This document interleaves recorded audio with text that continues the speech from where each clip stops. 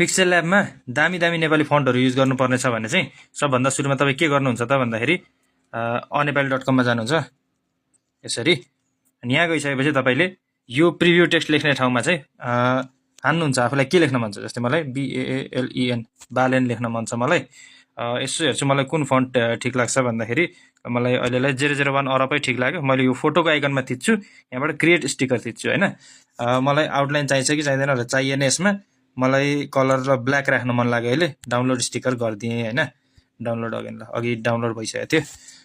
अब म के गर्छु भन्दाखेरि पिक्सेल ल्याबमा फर्केर जान्छु। यो माथि प्लस आइकन छ, यसमा थिच्छु, यहाँबाट फ्रम ग्यालरी गरेँ होइन। अनि यति गरिसकेपछि यो अब कालो पुरै कालो देखिरहेछ किनभने टेक्स्ट पनि कालो छ, ब्याकग्राउन्ड नि कालो छ, त्यसले गर्दाखेरि हो होइन। यसैलाई सेलेक्ट गरेँ मैले। ब्याकग्राउन्ड कालो होइन, ट्रान्सपेरेन्ट भयो, त्यही भएर त्यस्तो देखियो। यसलाई मैले अब यहाँनिर क्रप गर्छु ठ्याक्क चाहिने पार्ट मात्रै राख्नको लागि। अनि अलि सानो बनाउने, यस्तो गरेर राइट हान्दिएपछि चट्टसँगले मिलेर आयो होइन। अब यसरी नै तपाईँले युज गर्न मिल्छ।